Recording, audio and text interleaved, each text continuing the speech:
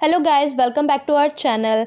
आई hope आपने अभी तक जितने भी पार्ट्स अभी तक मैंने बनाए हैं 1 2 3 वो आपने अच्छे से वॉच आउट किए होंगे, हर एक क्वेश्चन को समझा होगा, प्रैक्टिस की होगी, राइट। एंड अगर फिर भी अभी तक कोई डाउट हो तो आप इस वीडियो के कमेंट बॉक्स में वो डाउट्स को आप लिख सकते हैं, मैं उसको सॉल्व करने का ट्राई करूँगी। ओके, तो अभी हम चलते हैं अपने नेक्स्ट पार्ट सेक्शन डी, जो कि लास्ट पार्ट होने वाला है। ओके, तो उसको हम अच्छी तरीके से समझ लेते हैं।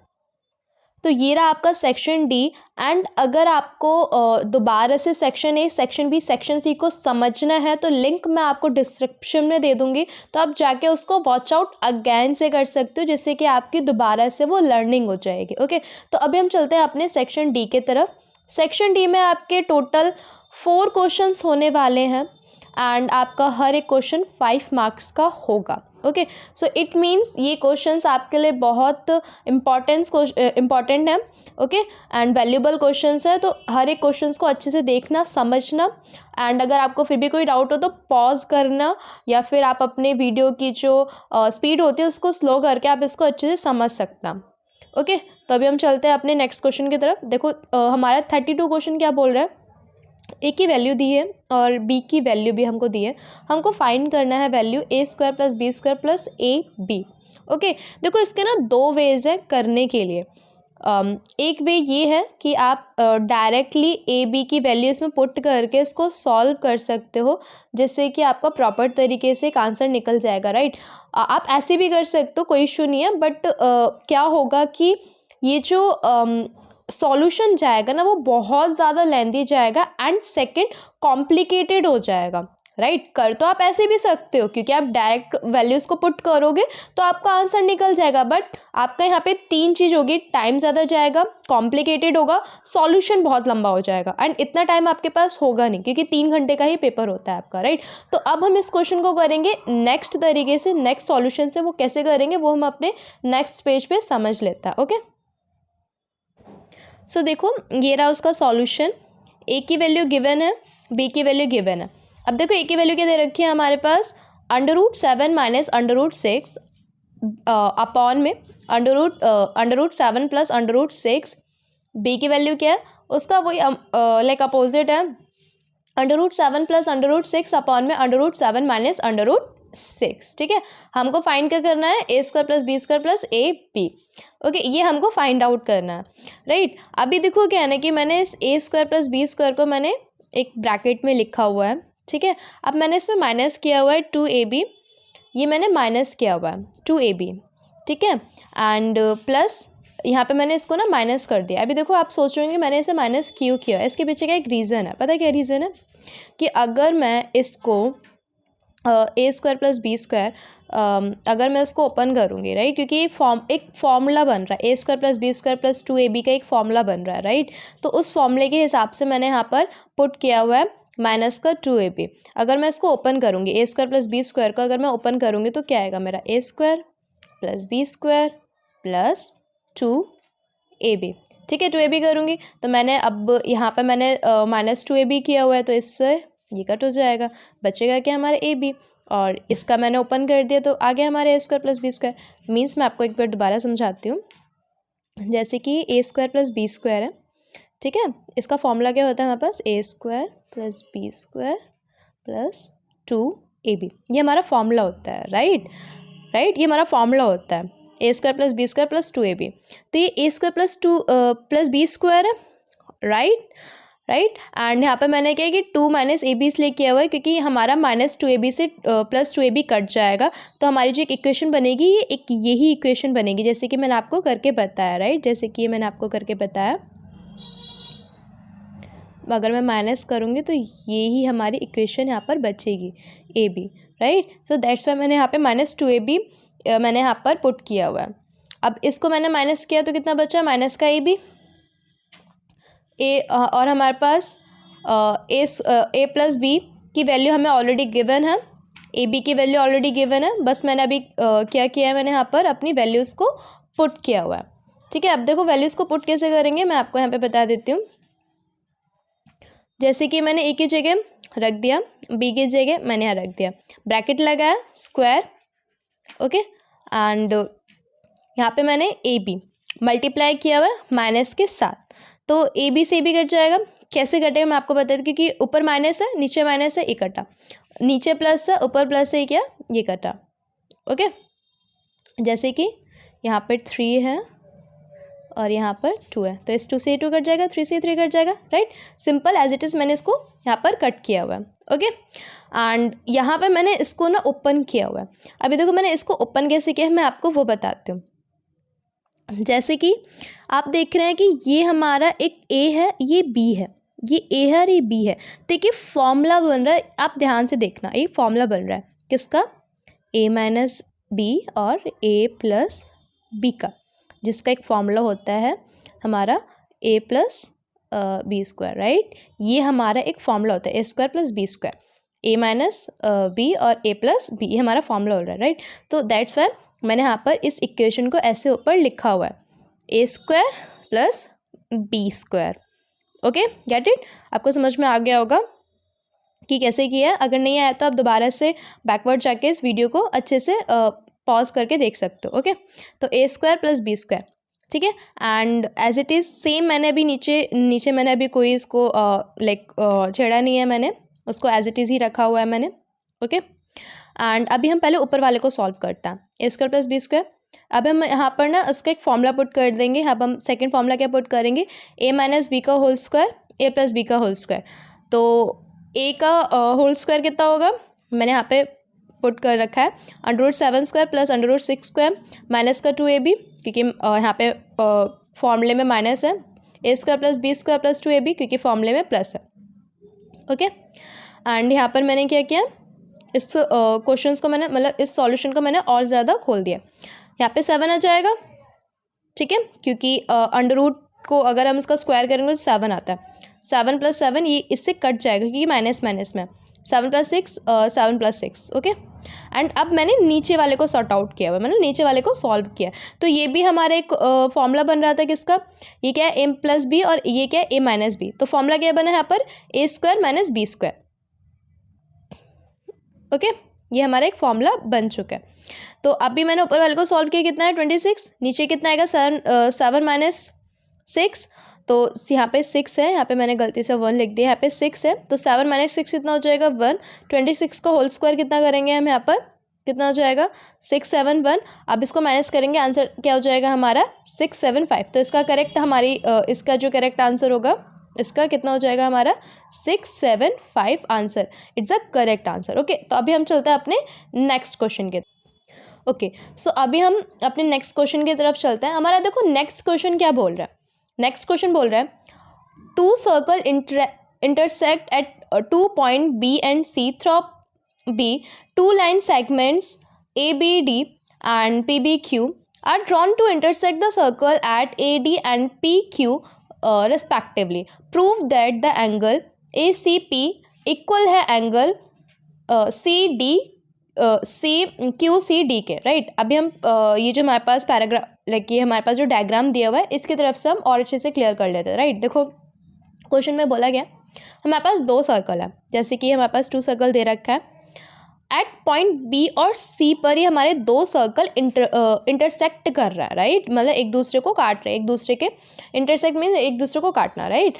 अभी देखो कैसे कर रहा है, जैसे कि ये सर्कल है, राइट, तो ये इंटरसेक्ट हो रहा है, मतलब ये आपस में एक दूसरे से मिल रहे हैं, जुल रहे हैं, राइट। तो यहाँ पर किस में मिल रहा है, एक ए पॉइंट है और एक सी बी और सी पॉइंट है, राइट। एंड यहाँ पर हमारे पास ना 2 लाइन जा रही है, एक ये वाली लाइन जा रही है ABD, मैं आपको क्लियर कर देती हूँ, जैसे कि जा रही है ABD, और एक और लाइन जा रही है हमारी PBQ। ये दोनों लाइन हमारी जा रही है at drawn at the intersect circles, ठीक है, at drawn at the intersect circle ATPQ। Okay, इतना क्लियर हो गया कि हमारे पास 2 सर्कल हैं, इंटरसेक्ट हो रहे हैं एट पॉइंट BC पर, एंड उस पर हमारा एक लाइन है ABD और PBQ जो कि इंटरसेक्ट कर रहा है एक सर्कल पर, और इसका नाम क्या है AD एंड PQ। ओके, तो अब हमको प्रूफ करना है एंगल ACP इक्वल है एंगल हमारे QCD के, मीन्स ये और ये एंगल हमको इक्वल करना है। कैसे करेंगे वो हम अपने नेक्स्ट पेज पे अच्छे से उसको समझ लेते हैं। ओके, सो ये रहा आपका solution of answer 33। Okay, so देखो 33 में मैंने क्या किया है, पहले मैंने एक कॉर्ड है हमारे पास A P and D Q मैंने ज्वाइन किया, ये मैंने अपनी साइड से ज्वाइन किया है, राइट। अभी आप पूछोगे कि मैम आपने अपनी साइड से क्यों ज्वाइन किया, क्योंकि देखो कुछ क्वेश्चंस ऐसे होते हैं जिसमें हमें अपनी साइड से कुछ कंस्ट्रक्शन करना होता है। आपने एक कंस्ट्रक्शन चैप्टर होगा, आपने पढ़ा होगा, तो आपको पता होगा कि हमें कुछ ना कुछ कंस्ट्रक्ट करना पड़ता है एक क्वेश्चन को सॉल्व करने के लिए। ओके, आप पढ़ोगे तो आपको और अच्छे से समझ में आ जाएगा।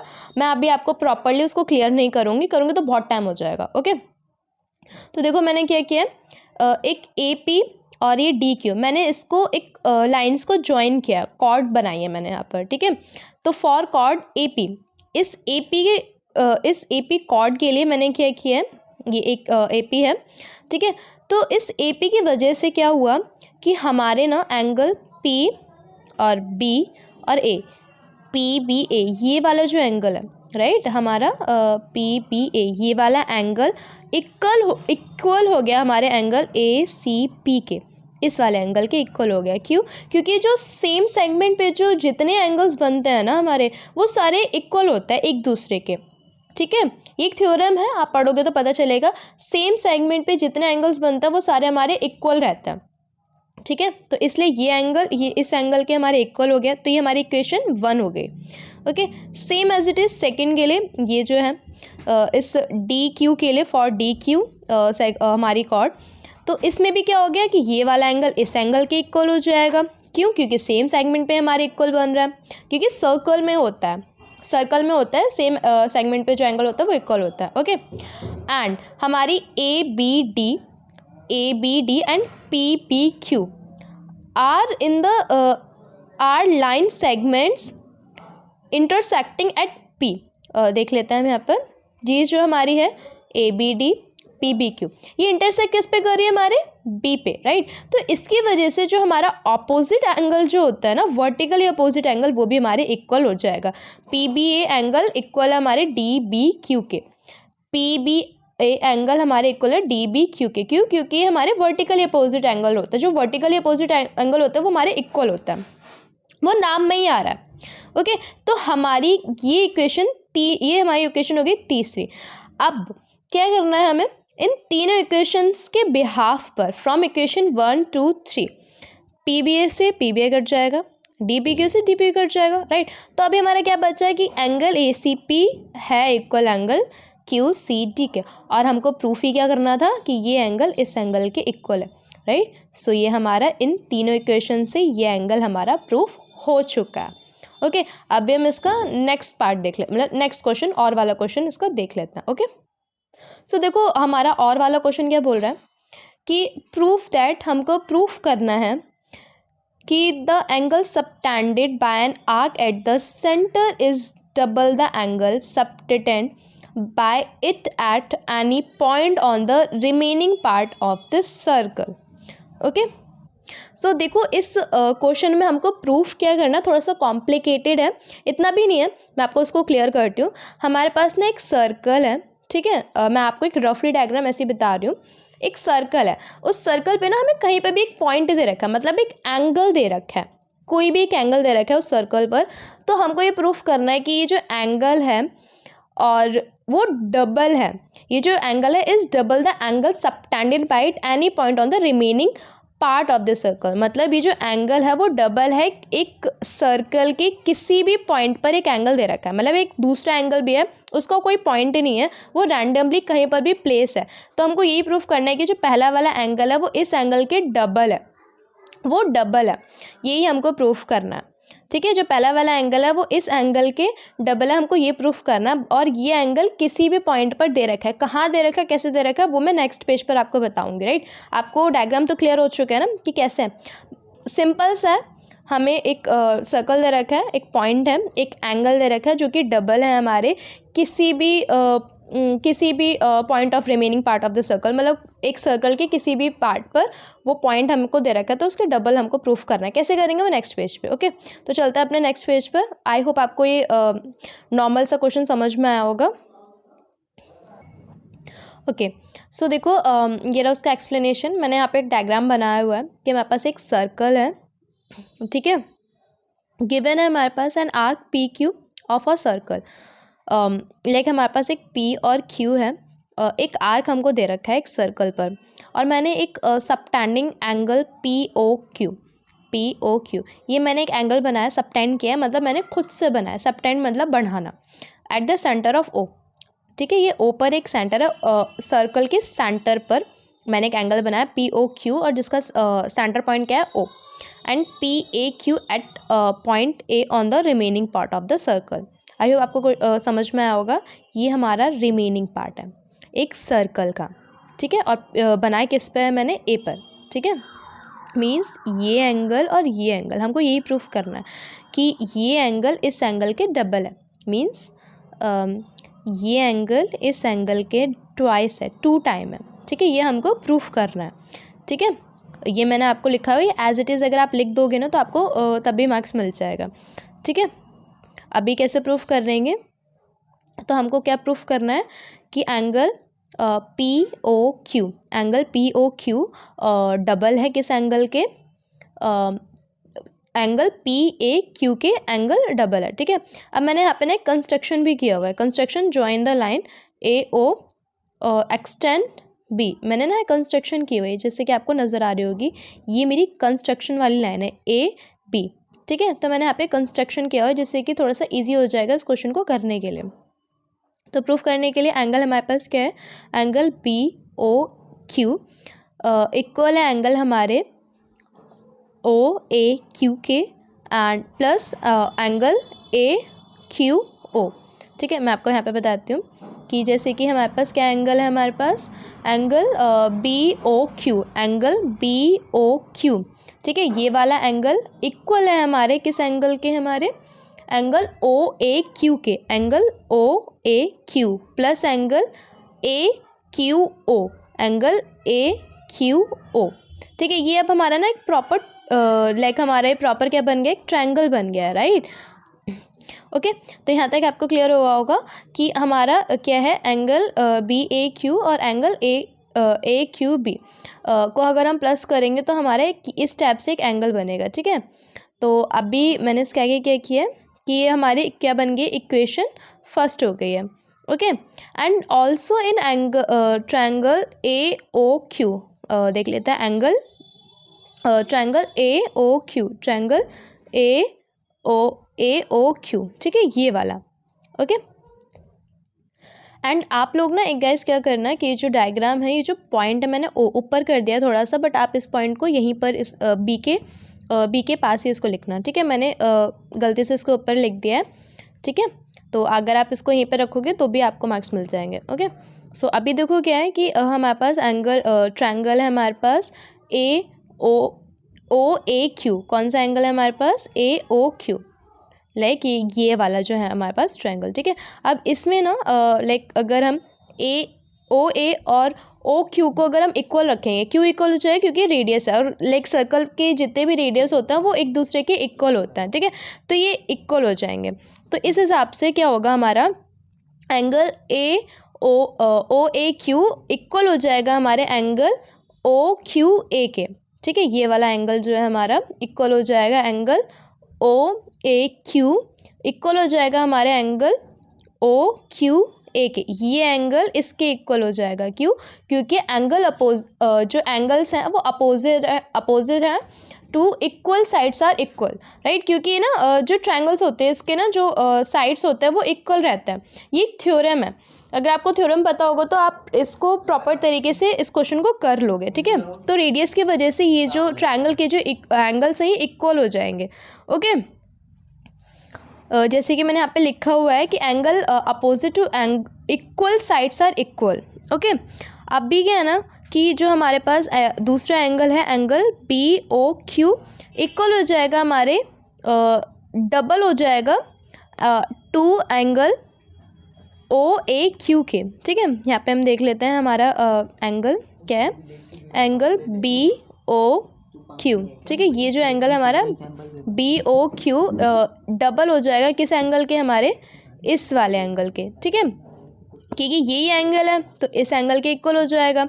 ठीक है, तो ये हमारी ये वाला जो एंगल है ना, ये वाला, एक सेकेंड, यस ये वाला जो एंगल है ना ये इसके इक्वल हो जाएगा, ये और ये इक्वेशन क्या हो जाएगी हमारी, सेकेंड इक्वेशन हमारी हो जाएगी, राइट। एंड सिमिलरली जो हमारा एंगल है एंगल BOP डबल हो जाएगा किसके एंगल, एंगल OAP के, ठीक है। यहाँ पे हम देख लेते हैं कि एंगल का है हमारा BOP, ये वाला एंगल, ठीक है, इक्वल है हमारे किसके, इसके। वही सेम सिमिलैरिटी कि ये एंगल इसके इक्वल हो जाएगा, तो दैट्स वाई ये इसके इक्वल हो जाएगा, मीन्स कि ये इसके इक्वल है तो ये इसके इक्वल ऑलरेडी हो जाएगा, ओके।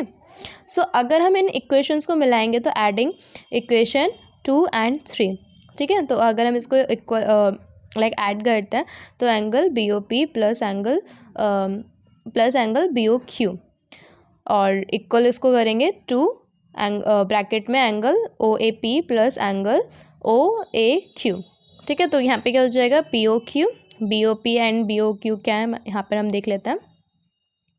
हमारे पास क्या है, BOP ये एंगल और ये वाला एंगल प्लस करेंगे तो क्या आ जाएगा हमारा BPOQ आ गया हमारा, ठीक है। और सेकंड क्या था हमारा 2 ब्रैकेट में OAP प्लस कितना है हमारा OAQ, ये, ठीक है, मीन्स ये वाला और ये वाला, ठीक है। तो अगर हम इसको प्लस करेंगे तो ये पूरा आ जाएगा PAQ, ठीक है। सो अभी हमने इसको प्लस किया तो आ गया ना हमारा POQ इक्वल टू किसके है, डबल है किसके, PAQ को। तो ये हमारी इक्वेशन 4 बन जाएगी और इस टाइप से हमारे हैंड्स प्रूफ हो जाएगा, ठीक है। अगर आपको थोड़ी सी डिफ़िकल्टी लगी इसको समझने के लिए तो आप नॉर्मली इसको स्लो मो में या फिर पॉज कर करके इसको समझ के देख सकता, ठीक है। कुछ नहीं किया, बस मैंने इसमें एक ट्रायंगल को इक्वल किया उसके साइड्स एंगल्स को लेकर और रेडियस ऑफ सर्कल्स को लेकर। तो सिमिलरली हाफ पार्ट को अगर मैंने प्रूफ कर दिया तो वही सेम रूल से सेकेंड वाला पार्ट प्रूफ हो जाएगा एंड दोनों प्रूफ हो गए तो अपोजिट्स के जो एंगल्स है वो अपने आप इक्वल हो जाएंगे बाय इक्वेशंस को ऐड करके, ओके। तो अभी हम अपने चलते हैं नेक्स्ट क्वेश्चन की तरफ। सो देखो नेक्स्ट क्वेश्चन क्या दे रहा है हमारे पास, नेक्स्ट क्वेश्चन पूछ क्या रहा है, Rahul distributes chocolate on his birthday, he gave 5 chocolates to each child and 20 chocolates to adult. If the number of chocolate is respectively represented by X and total distribute chocolate as Y, ठीक है। हम पहले इस question को समझ लेते हैं, then फिर मैं आपको फर्स्ट एंड सेकंड उसका जो पार्ट है वो समझाती हूँ।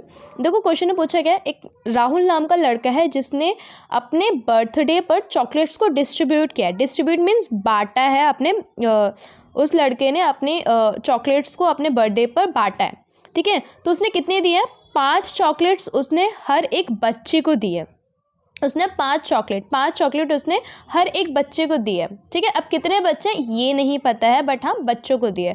और 20 चॉकलेट्स उसने किसको दिए, अडल्ट्स को। अडल्ट्स मीन्स जो बड़े लोग हैं ना उनको उन्होंने दिया है, ठीक है। तो if the number of chocolates is represented by X, मतलब कि जो नंबर ऑफ चॉकलेट है, अगर हम चॉकलेट को रिप्रेजेंट करते हैं X नेम से, ठीक है, एंड टोटल जो डिस्ट्रीब्यूशन हुई है, मतलब कि टोटल बड़ों को और बच्चों को मिलाकर कितनी चॉकलेट्स बटी हैं, अगर हम उसको नाम दें तो वो कितनी है, बाय। चॉकलेट्स को नाम दिया हमने X और टोटल नंबर ऑफ डिस्ट्रीब्यूशन मतलब अडल्ट्स और बच्चों को बांटने के बाद जितना भी वो निकला हुआ है उसको नाम हमने कितना दिया है, Y, ओके। इतना आपको समझ में आएगा। देखो फर्स्ट उसमें क्या पूछा, what right in the form of linear equation in 2 variable. हमको ना एक लीनियर इक्वेशन बनानी है, मतलब हमको एक इक्वेशन बनानी है। और कौन सी इक्वेशन बनानी है, 2 वेरिएबल्स में। वेरिएबल्स मीन्स होता है नंबर, जैसे कि हमारे पास ये एक x है, ये एक वेरिएबल है, ठीक है। बट अगर हम जैसे कि एक x प्लस b, ठीक है, तो ये कितना हो गया, हमारे 2 वेरिएबल्स हो गए। तो इस हिसाब से अगर हमें 3 वेरिएबल्स निकालने होता है ax plus b by plus c, तो ये हमारे कितने निकल जाते हैं, 3 वेरिएबल्स निकल जाते हैं, ठीक है। तो हमको इस टाइप से 2 वेरिएबल्स वाला एक लीनियर इक्वेशन बनानी है, ठीक है। If she distributed 145 chocolates in total, find the number of childrens. तो सेकेंड में क्या पूछा, अगर उसने टोटल 45 चॉकलेट्स बांटी हैं तो नंबर ऑफ चिल्ड्रंस कितने होंगे। हमको मतलब y दे रखा है एक्स निकालना है इसमें। तो कैसे निकालेंगे वो हम नेक्स्ट पेज पे समझ लेते हैं। ओके सो देखो ये रहा इसका सॉल्यूशन। मेरे से ना इसमें गलती हो गई है कि मैंने ना थोड़ा सा नाम चेंज कर दिया, राइट। तो नाम पर मत जाना, आप इस सोने के जगह यहाँ पर राहुल लिख देना, और यहाँ पे मैंने शी लगाया तो यहाँ पर ही लिख देना। तो इस चीज़ का आप थोड़ा सा ध्यान रखना, मेरे को थोड़ा सा जल्दी करना था तो इस वजह से थोड़ा सा हो गया मिस्टेक, बट कोई बात नहीं, बट आंसर इसका करेक्ट है। ओके तो देखो कैसे होगा। ओके ठीक है, सो आप इसको करेक्ट कर लेना। तो देखो Rahul gave 5 chocolate to each child. So हमने उसको क्या किया है कि चिल्ड्रन को हमने एक्स मान लिया है, ठीक है, ऑलरेडी क्वेश्चन में गिवन है। तो राहुल गेव 5x, मतलब राहुल ने 5x करके चॉकलेट्स को बांटा है। उसने 20 चॉकलेट्स और बांटी थी किसको, अडल्ट्स को। तो टोटल नंबर ऑफ चॉकलेट्स कितनी हो जाएंगी, डिस्ट्रीब्यूशन कितना हो जाएगा हमारा 5x + 20। ये देखो कैसे हुआ, क्योंकि अभी हमको ना एक लीनियर इक्वेशन बनाना था।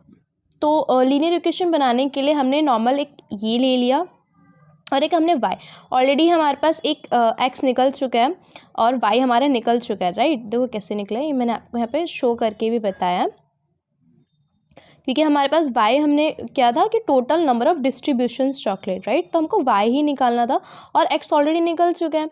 ये रहा ना, मतलब इसमें हमें एक इक्वेशन, देखो फर्स्ट क्वेश्चन में हमसे पूछा गया था इस वाले में, मैं आपको फिर से बताती हूँ। तो देखो इसमें हमें बताना क्या था, हमें एक लीनियर इक्वेशन, हमको मतलब एक नॉर्मल इक्वेशन हमको इसमें बनानी थी, राइट। तो इक्वेशन बन चुकी है हमारे ऑलरेडी कि राहुल ने 5x चॉकलेट्स उसने डिस्ट्रीब्यूट की थी हर एक चाइल्ड को, और राहुल ने 20 चॉकलेट्स किसको डिस्ट्रीब्यूट किया था, बड़े बच्चों को, ठीक है। तो अगर हम इसको प्लस करेंगे, टोटल नंबर ऑफ डिस्ट्रीब्यूशन कितना हुआ हमारा, total number of distribution children plus adult, ठीक है। अगर हमें किसी चीज़ को प्लस करना है, अगर 10 है तो इसको अगर हम करेंगे तो 5 + 5 ही तो करेंगे हम, ठीक है। तो वही चीज़ हमारा हुआ है कि टोटल नंबर ऑफ डिस्ट्रीब्यूशन 10 हमने बांटी है, तो हाफ कितना हुआ 5 + 5। तो हमने यहाँ पे क्या किया, चाइल्ड और अडल्ट दोनों की डिस्ट्रीब्यूशन को हमने क्या किया, बस प्लस किया दोनों की डिस्ट्रीब्यूशन को। तो 5x + 20 total number of distribution, और हमसे टोटल नंबर डिस्ट्रीब्यूशन क्या है हमारे पास y, जो क्वेश्चन में गिवन है, राइट। तो इससे हमारी क्या एक लीनियर इक्वेशन फाइंड हो चुकी है, y = 5x + 20। इट्स सिंपल, इसमें कोई हमें रॉकेट साइंस नहीं निकालनी है, हमें बस अपना टोटल नंबर ऑफ डिस्ट्रीब्यूशन हमको प्लस करना है चिल्ड्रन प्लस अडल्ट, तो हमारी एक इक्वेशन बन जाएगी। ओके अब देखो नेक्स्ट उसमें क्या पूछा गया था कि हमें उसमें कि उसने टोटल कितनी अडल्ट्स को लाइक उसने शेयर किया हुआ है, राइट। उस क्वेश्चन को दोबारा से हम रीड आउट कर लेते हैं।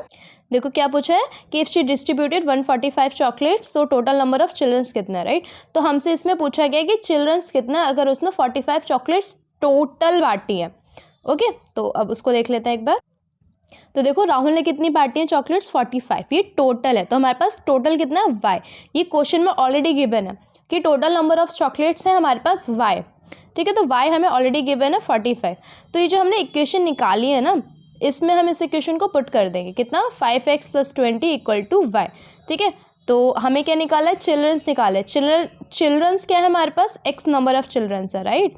हमारे पास x नंबर ऑफ चिल्ड्रंस है, ये रहा, let's number of children = x। Okay तो अभी क्या है ना कि ये रहा इक्वेशन, y की वैल्यू हमने पुट कर दी 145, 20 को इधर लेके जाएंगे तो लाइक 145 - 20 करेंगे, ठीक है।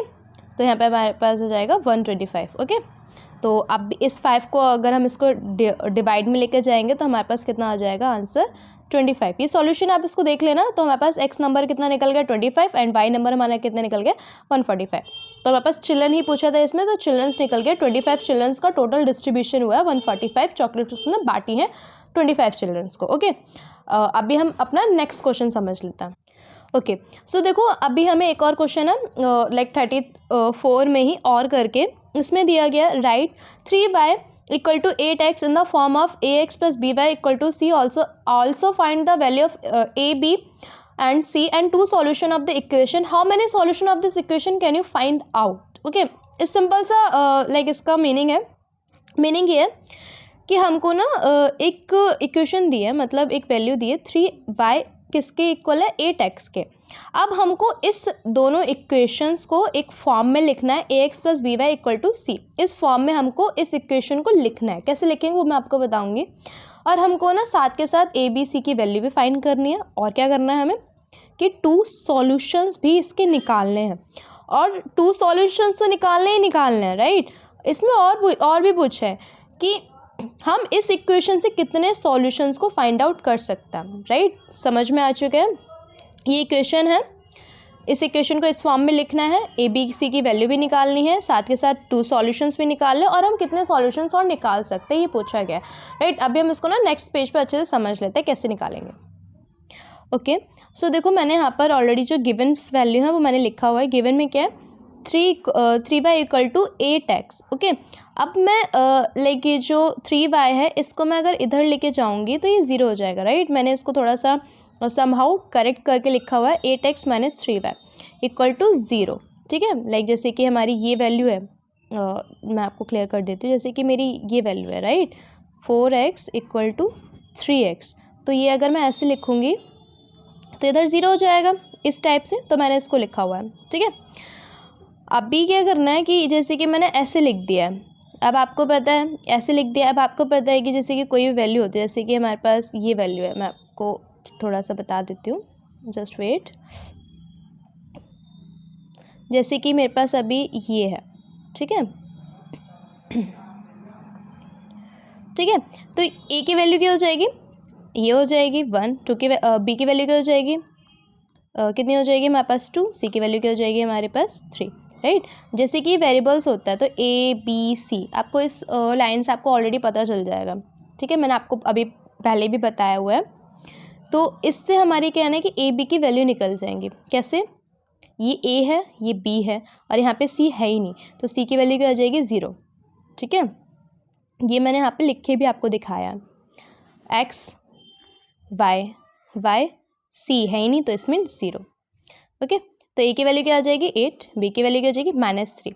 अब आपको यहाँ पे माइनस और प्लस का भी ध्यान रखना होता है, ठीक है, क्योंकि ये माइनस के साथ है, ठीक है। तो यहाँ क्या आ जाएगा माइनस, सी की वैल्यू है ही नहीं तो क्या आ जाएगा 0। तो इट मीन्स हमारी एक हमारा आंसर फाइंड आउट हो चुका है। ए बी सी की हमने वैल्यू निकाल दी है हमने, ठीक है। अब हमें क्या निकालना है, वेरिएबल्स निकालना है हमें इसके, ठीक है। सो लेट एक्स, हमें पहले मैंने क्या लिया है, पहले मैंने एक y को पुट किया है, तो जिससे हमारी क्या है कि y की वैल्यू निकल जाएगी। एक वैल्यू पुट करेंगे, सेकंड वैल्यू अपने आप ऑटोमेटिकली निकल जाती है। मैंने 1 रखा, y की वैल्यू ऑटोमेटिकली यहाँ पर निकल चुकी है, ठीक है। इसको आप देख लेना है मैंने कैसे सॉल्व किया हुआ है, मैं आपको बता देती हूँ। ये इधर जाएगा तो माइनस में हो जाएगा, माइनस से माइनस कट जाएगा y, और ये अपॉन में चला जाएगा, ठीक है। एंड सेकेंड मैंने क्या पुट किया है 2, तो 2 8 x की जगह, तो 2 8 16, माइनस का 3y = 0, तो ये इधर चले जाएगा, माइनस का 16 हो जाएगा, माइनस से माइनस कट जाएगा, 3 इसके अपॉन में चले जाएगा, y की वैल्यू निकल जाएगी। यहाँ पे मैंने 3 पुट किया है, 3 8 24 होता है, ये इधर जाएगा, माइनस में हो जाएगा, इस माइनस से माइनस ही कट जाएगा, 3 24 के अपॉन में चला जाएगा, 3 8 24 होता है, तो y की वैल्यू क्या निकल जाएगी हमारी 48 निकल जाएगी। इस हिसाब से हम सो ऑन कितने भी वेरिएबल्स निकाल सकते हैं। x की जगह 4 लिखेंगे तो आंसर आ जाएगा, x की जगह 5 लिखेंगे तो आंसर आ जाएगा, ठीक है। तो हमारे वेरिएबल वैल्यूज़ क्या निकल चुके हैं, a की वैल्यू निकल चुकी है 8, b की वैल्यू -3, c की वैल्यू 0। सॉल्यूशन ऑफ इक्वेशन क्या निकली है, 1 = 8/3, 2 = 16/3 एंड 3 = 8। ये हमारे सॉल्यूशंस निकल चुके हैं, राइट। बहुत ईजी क्वेश्चन है, अगर आप इसको प्रैक्टिस करोगे आपको समझ में आ जाएगा। अभी हम चलते हैं अपने नेक्स्ट क्वेश्चन की तरफ। ओके, सो देखो नेक्स्ट क्वेश्चन 35, लास्ट क्वेश्चन हमसे क्या पूछ रहा है कि campaigning regarding of girls education was organised by student of class 9। Students made rows इतना x - 5 and 3x - 4 columns for the rally. Write the total number of students in the form of polynomial, right? Means कि एक like girls education की जो campaigns निकली हुई है, right. उन्होंने ना मतलब मीन्स जो हमारे पास एक स्टूडेंट है, मतलब एक क्लास है, क्लास 9th, राइट। तो उन्होंने ना एक गर्ल्स एजुकेशन के साइड से उन्होंने एक कैंपेन जारी किया हुआ है, एक ऑर्गेनाइज्ड किया हुआ है, ठीक है। तो उसमें क्या है ना कि स्टूडेंट्स ने ना कुछ रोज़ एंड कॉलम्स को बनाया हुआ है रिलीज़ के हिसाब से, रिलीज़ के लिए, राइट। तो मेरे पास रोज़ कितनी दे रखी है x-5, कॉलम्स कितने दे रखे हैं हमारे पास 3x-4, ठीक है। एंड हमसे पूछा क्या है कि right the total number of students in the form of polynomials, means कि हमको ना टोटल नंबर ऑफ स्टूडेंट्स निकालने हैं in the form of polynomials, right. Polynomials आपको पता है ना, जो लाइक ये होता है x² plus bx plus c, right. इस हिसाब से हमको एक पॉलिनॉमियल्स के फॉर्म में हमको टोटल नंबर ऑफ स्टूडेंट्स हमको बताने हैं, ठीक है। क्वेश्चन तो समझ में आ गया ना। इसमें तो क्वेश्चंस में कुछ नहीं है, स्टूडेंट्स ने कुछ रोज एंड कॉलम्स बनाए हैं रिलीज के लिए एंड हमको टोटल नंबर ऑफ स्टूडेंट्स निकालने हैं in the form of polynomials. कैसे निकालेंगे वो हम नेक्स्ट पेज पे समझते हैं, ओके। सो देखो हियर इज द आंसर। रोज कितने दे रखे हैं x-5, कॉलम्स कितने दे रखे हैं 3x-4, ठीक है। टोटल नंबर ऑफ स्टूडेंट्स हमको निकालना है, तो टोटल नंबर ऑफ स्टूडेंट्स निकालने के लिए रोज इंटू कॉलम्स कर देंगे, ठीक है। रोज इंटू कॉलम्स कर देंगे तो रोज कितने हैं हमारे पास x-5, कॉलम्स कितने हैं हमारे पास 3x-4।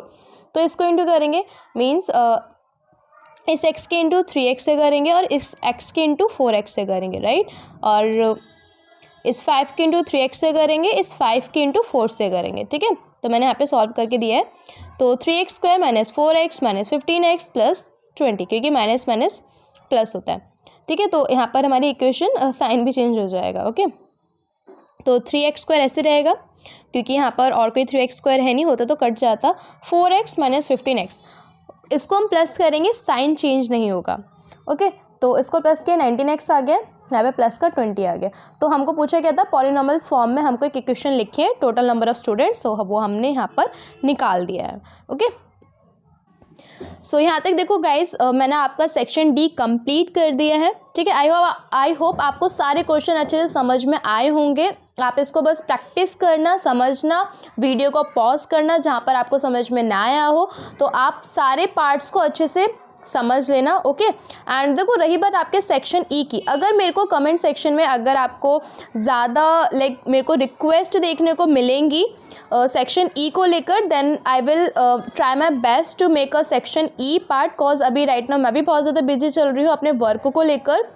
बट हाँ, अगर मेरे को रिक्वेस्ट मिलेगी then I will try, then मैं आपको ये पार्ट बना के दिखाऊंगी एंड आपको प्रॉपर तरीके से समझाऊंगी, राइट। टिल डे टाइम आपने जितने पार्ट्स आपको मिले हैं आप उसको एंजॉय करो, समझो, ठीक है। एंड लाइक अभी जो भी डाउट हो तो आप कमेंट सेक्शन में आप उसको लिख सकते हो। So thank you.